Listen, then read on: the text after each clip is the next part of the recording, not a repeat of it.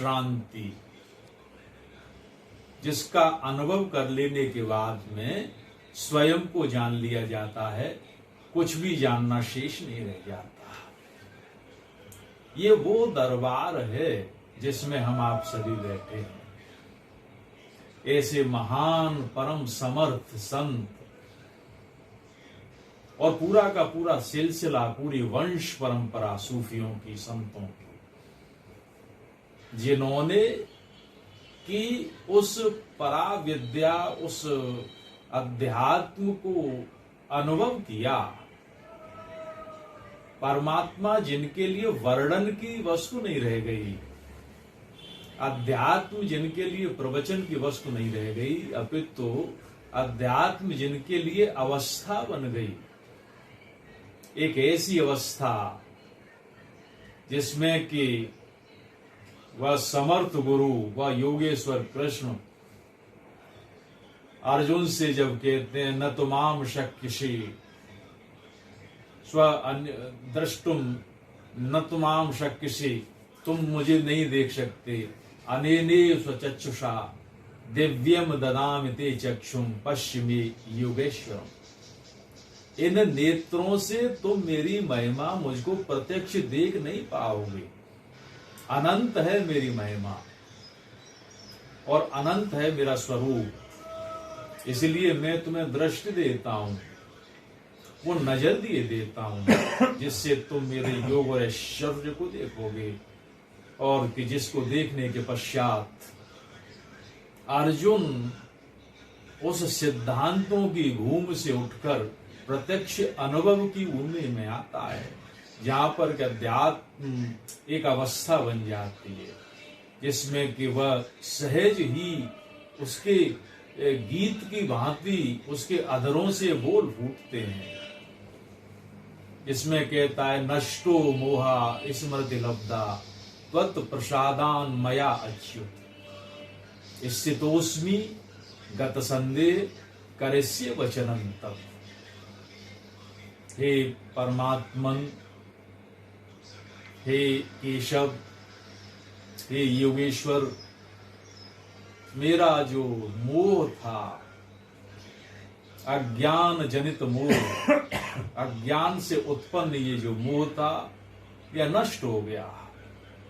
स्मृति लब्धा, मुझे याद आ गई, मेरे भीतर बैठा हुआ वो परम चैतन्य अविनाशी अंश, जो मेरे भीतर ही दीप शिखा की भांति, दीपक की ज्योति की भांति सदैव ही तो प्रकाशित करता था, लेकिन मैं भूले हुए था। स्मृति लब्धा, लब्ध माने मुझे उपलब्ध हो गई, प्राप्त हो गई, लेकिन ये मेरे पुरुषार्थ से नहीं है।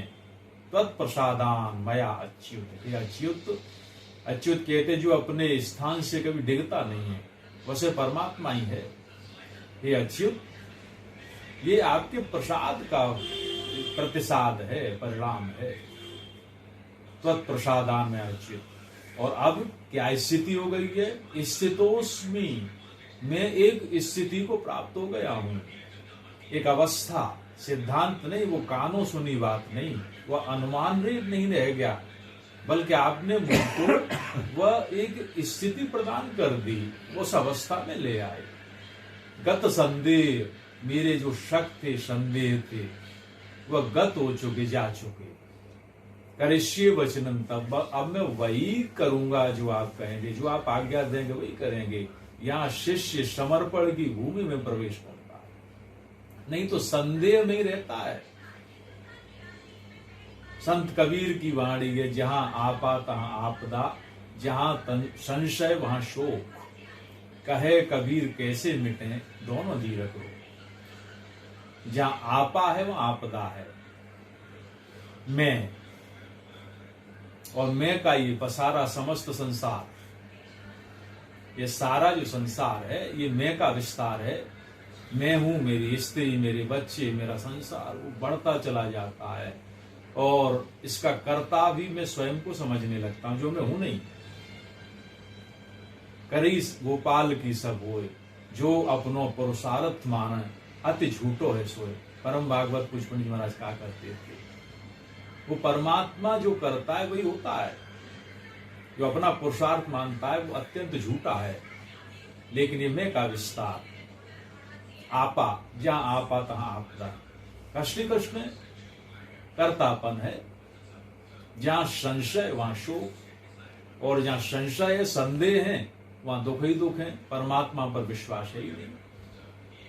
ये दीर्घ रोग कैसे मिटे? गुरु महाराज साहब ने बड़े सुंदर से 2 उपाय बतलाए। उन्होंने कहा भाई 2 बड़े सुंदर से उपाय हैं इस आपा और आपदा के, इस आपा के और संशय के, रिजा और तवक्कुल। ये उर्दू के 2 शब्द, सूफियों के 2 शब्द हैं।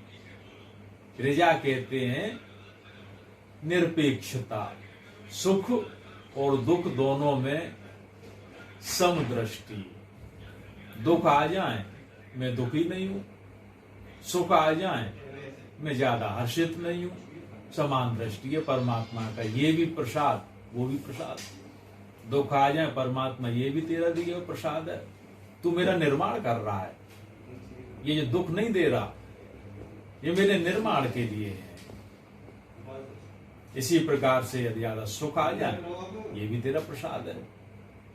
परम भागवत पूज्य पंडित महाराज कहा करते थे, जिस प्रकार से जल पर कमल का पत्ता, इस प्रकार से रहो जीवन में। ये रिजा निरपेक्षता वो शब्द आता है, निरपेक्ष। और तवक्कुल अर्थात पूर्ण समर्पण। जैसे कि भगवान ने अर्जुन से करा लिया, वो किया नहीं जाता और वो हो भी नहीं सकता, वो करा लेते हैं। आप देखें कि श्रीमद् भगवद गीता में योगेश्वर भगवान कृष्ण अर्जुन को खूब समझाते हैं, और 18वें अध्याय में गीता में वो फिर से कहते हैं इस बात को, और बड़े मार्मिक तरीके से कहते हैं। ये जो जिसके निमिष पलक झपकने मात्र से सृष्टि का निर्माण हो जाते हैं, सृष्टि बंधन बिगड़ जाती हैं, ऐसा परमात्मा अर्जुन को संबोधित करते हुए कहता है, सर्व गुह्यतमं भूय सुर में परमं वच, इष्टोष में दृढ़मिति ततो वक्ष्यामि ते हितम। सर्व गुह्यतमं भूय, जो सबसे गोपनीय से भी गोपनीय, अत्यंत गुप्त और गोपनीय जो विद्या, जो ज्ञान है, मैं पुनः तुमसे कह रहा हूं, श्रुण में परमं वच, मेरे परम वचनों को अर्जुन बड़े ध्यान से सुनना। ये बड़ा गोपनीय ज्ञान है। और क्यों कह रहा हूं? इष्टोस में, तू मेरा इष्ट है। देखें उसकी करुणा, उस गुरु की, अपने शिष्य को अपना इष्ट बताता है। क्या कहा जाए उसकी कृपा के लिए? इष्टोस में दृढ़मिति, यह मेरा ऐसा दृढ़ विश्वास है। ततो वक्ष्यामि, तुझसे मैं कह रहा हूं, ते हितम, तेरे कल्याण के लिए कह रहा हूं। कृपा देखें, दया देखें, करुणा सिंधु हैं वे। इष्टोष में उस शब्द को देखे, तू मेरा इष्ट है। ततो वक्ष्यामि ते हितम। और उसके बाद वो उपाय बतलाते हैं उस समर्पण के लिए। वो कहते हैं, मन मना भव मद भक्तो मद्याजी माम नमस्कुरु, मामे वैश्य सत्यम ते प्रतिजाने प्रियोष में। एक काम कर, तूने ये मैं का जो विस्तार कर रखा है, संसार को अपना कर्तापन का भाग बना रखा है, ये जो है ऐसे मिटेगा नहीं। दूसरा, संदेह भी नहीं मिटेंगे। तू मेरे इस नाम को तो सुनता है, लेकिन इसकी महिमा नाम लखाए वो लग नहीं पाएगा। तो मैं तुझे एक सरल सा उपाय बतलाता हूं। और वो उपाय बताते हैं, वही कहते हैं, मन मना भव। हे पार्थ, तू मेरे मन वाला हो जा। तू अपने मन को मेरे मन से लगा। मन मना भव। मद भक्तो, भक्त कहते जुड़ना, तू मुझसे जुड़ जा।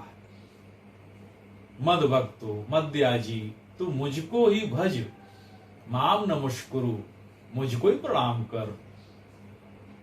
और मामे वैश्य सत्यम ते प्रतिजाने प्रियोस्मे, ऐसा करने से माम, मेरे को ही, ऐस्य से प्राप्त हो जाएगा। तू मुझे ही प्राप्त हो जाएगा, मेरे जैसा ही बन जाएगा।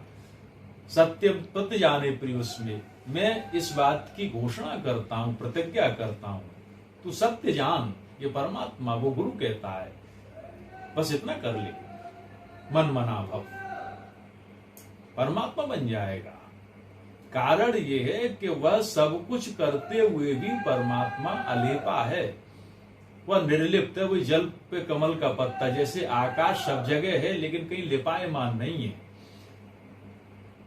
आप देखें, हम जिस कमरे में बैठे हैं उसमें भी आकाश है, कमरे के बाहर भी आकाश है, हर जगह आकाश है, लेकिन आकाश की लिपा हुआ नहीं है किसी मिट्टी की तरह, जल की तरह या अग्नि की तरह, कहीं, और हर जगह है और निर्लेप है। सब जगह जिसकी उपस्थिति होते हुए भी जो निर्लिप्त है, बस वैसा बन जाएगा तू, और निर्लिप्तता को तू प्राप्त हुआ।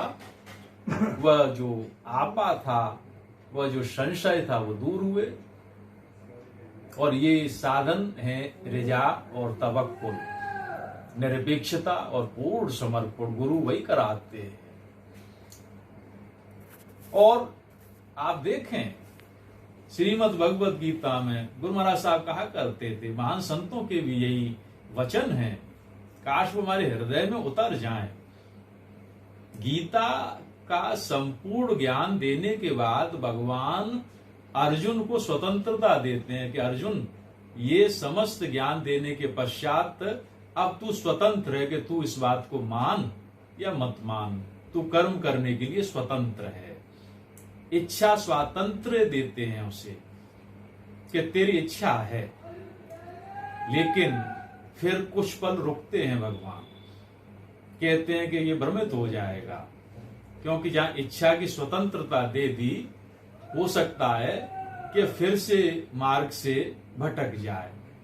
तो वो कहते हैं कि ठीक है, तू एक काम कर, मैं वह इच्छा भी तू मुझको समर्पित कर दे, इच्छा की स्वतंत्रता वो वापस ले लेते हैं, वो इच्छा की स्वतंत्रता।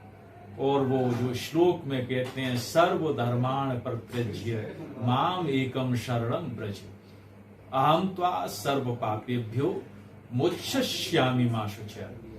सर्वधर्माण परित्यज्य, तू समस्त धर्मों को त्याग दे। धर्म का अर्थ है धारणा, धारिते इति धर्म, जो धारण किया जाए, जो धारण किया जाए।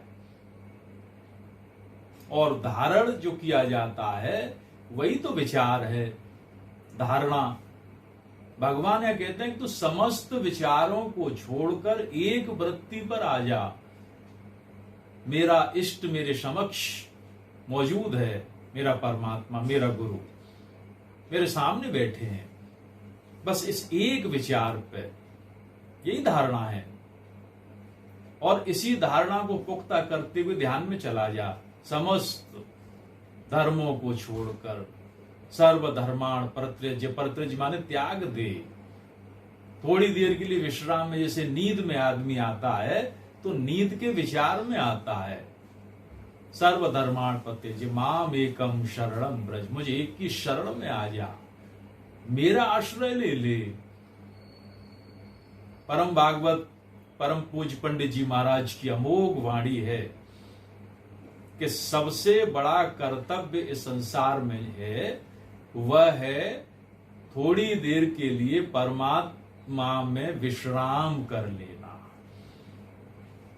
परमात्मा के चरणों में विश्रांति पा जाना।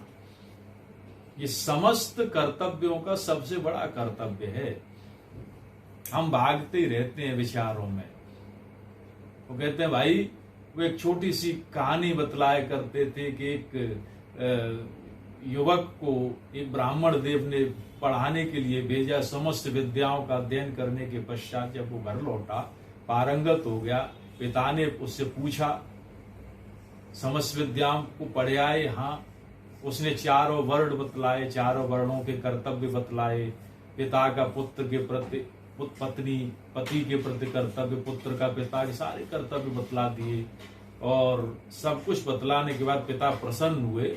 उन्होंने कहा कि काम है तुझसे, और उसे कुछ कामों की लिस्ट दे दी, सूची दे दी कि बेटा ये कर लाओ। काम इतने ज्यादा थे कि वो 24 घंटे लगा रहा, दिन के 12 घंटे, रात के 12 घंटे, और बिना सोए आज्ञाकारी पुत्र था, करता रहा। करने के पश्चात में जो घर आया तो पिता ने कहा, बेटा ये कार्य, कि हाँ मैंने कर लिए पिताजी। उन्होंने एक दूसरी सूची थमाने लगे कि ये काम और है। लेकिन 24 घंटे निरंतर कार्य करने के बाद उसकी स्थिति ऐसी हो चुकी थी कि उसकी आंखें लाल हो गई थी, सूज गई थी, नींद आ नहीं पाई थी, जवान भी सूख गई थी, पैर भी लड़खड़ा रहे थे। पुत्र ने निवेदन किया कि पिताजी यदि आप आज्ञा दें तो कुछ देर विश्राम पा लूं, उसके बाद कार्य कर लूंगा। बोले हाँ बेटा, नींद आवश्यक है, तू विश्राम पा। और विश्राम के बाद में जब उनके पास आया, बोले ये सबसे बड़ा जो ज्ञान था वो ये है, विश्राम कर लेना कुछ देर के लिए। यह समस्त कर्तव्यों में सबसे बड़ा कर्तव्य है।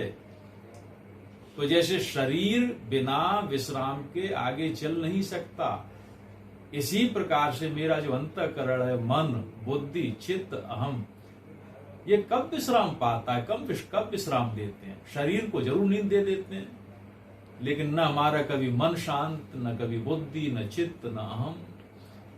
और जो परम तत्व है वह तो अहम तत्व के भी आगे है। इसीलिए गुरु महाराज साहब ने कहा कि उस रिजा और तवक्कुल के भाव के साथ में कुछ पल ऐसे निकाल लें जीवन में, सुबह और शाम, कि हम विश्राम में चले जाएं, सब कुछ छोड़कर परमात्मा में विश्राम कर लें, गुरु में विश्राम कर लें। और हम देखेंगे जैसे निद्रा कहीं बाहर नहीं थी, कहीं से आयातित नहीं थी, मेरे भीतर ही थी। मैं निद्रा की शरण में गया, निद्रा आ गई। ऐसे ही मैं ईश्वर की में विश्राम करूंगा, ईश्वर मुझ में भर जाएगा, मुझे भरा हुआ तो है ही, अनुभव होने लगेगा, वो अवस्था प्राप्त कर जाऊंगा जो भजन